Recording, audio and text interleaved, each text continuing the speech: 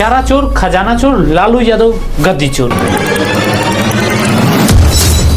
पशुओं के सींग चमकाने के लिए 15 लाख रुपए का सरसों के तेल का फर्जी बिल दिखाया। आखिर बिहार की जनता लालू प्रसाद यादव को मसीहा मानते थे या लुटेरे? जिस गांव में हम रहते हैं वहाँ जमींदार लोग खटिया पर नहीं बैठने देते थे। अच्छा। लेकिन लालू जी के रिजिंग में मार हुआ, बम चला, आज हम लोग शान से बैठते हैं। वो चाहिए हमको, वो चाहिए। आखिर इस घोटाले में नीतीश कुमार ने कितनी रकम खाई थी? लालू प्रसाद की ऐसी कौन सी गलती थी जिसके कारण उनकी पार्टी बर्बाद हुई? क्या इसमें बीजेपी का भी हाथ था? तो चलिए कहानी को शुरू से समझते हैं। नमस्कार दोस्तों, नाम तो सुना ही होगा, लालू प्रसाद यादव। ये एक ऐसे नेता थे जिनके चुटकुले एवं फनी भाषण विरोधी पार्टी समेत सभी नेताओं एवं जज को भी हंसने पर मजबूर कर दिया करती थी। लागल लागल झुलनिया में धक्का बोल कलकत्ता चल। भाइयों बहनों,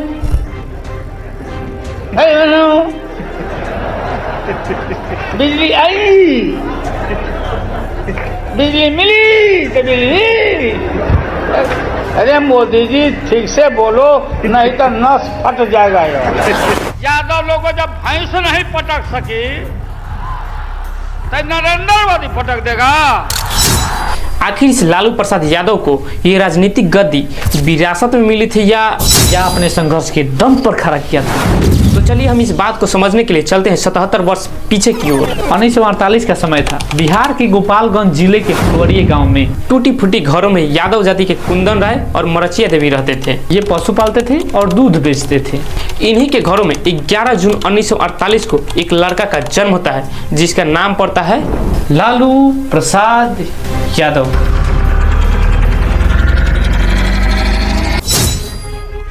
वैसे तो लालू 8 भाई बहन थे जिसमें ये छठे नंबर पे थे। लालू प्रसाद यादव को शुरू से ही पढ़ने में काफी दिलचस्पी था। जब वे भैंस चराने जाते थे तो साथ में कॉपी किताब लेकर जाते थे जिनसे लोग इनको देखकर मजाक भी उड़ाते थे। परंतु उन लोगों को क्या पता कि ये छोटा सा बच्चा भैंस को चारा खिलाने वाला एक दिन पूरे बिहार के भैंसों का चारा खाने वाला है और बड़े से बड़े जमींदारों और ऑफिसरों का सर दर्द बनने वाला है।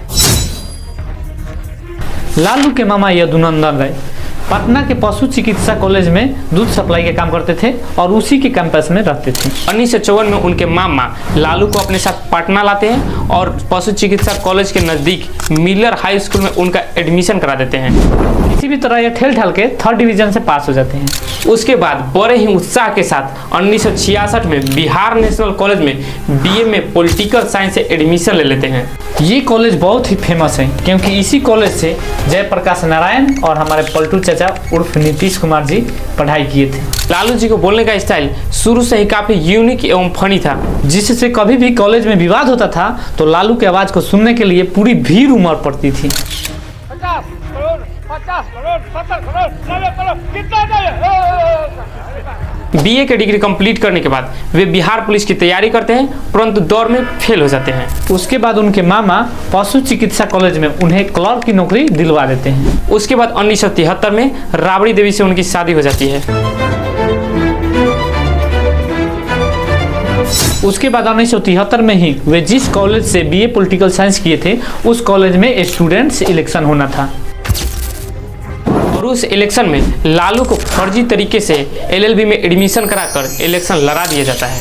1974 में जयप्रकाश नारायण इंदिरा गांधी के सरकार के भ्रष्टाचार के खिलाफ आंदोलन कर रहे थे और वे लालू को भी अपने साथ शामिल कर लेते हैं। उसके बाद लालू यादव पूरे बिहार के स्टूडेंट को कांग्रेस के खिलाफ खड़ा कर देते हैं। उसके बाद इंदिरा गांधी इमरजेंसी लगाती हैं और लालू को MIS एक्ट के तहत जेल में डाल दिया जाता है।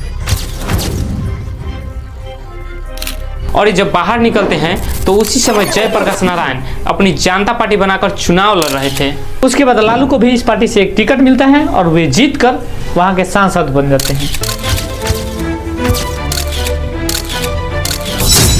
और उसके बाद लालू यादव को 2 ऐसे शख्स से मुलाकात होती है जिसके कारण उनका पूरा पॉलिटिकल करियर खत्म होने वाला था। उसका नाम था RK राणा और SB सिन्हा। ये लोग शुरू से ही एनिमल हस्बेंड्री से अवैध तरीके से पैसे निकाला करते थे और ये ब्लैक मनी को और बढ़ाने के लिए सांसद, विधायक और मंत्री को भी अपने में शामिल करना शुरू कर दिए, जिसका शिकार हो चुके हैं लालू प्रसाद यादव। और इन लोगों ने लालू प्रसाद यादव को भी अपने में शामिल कर लिया।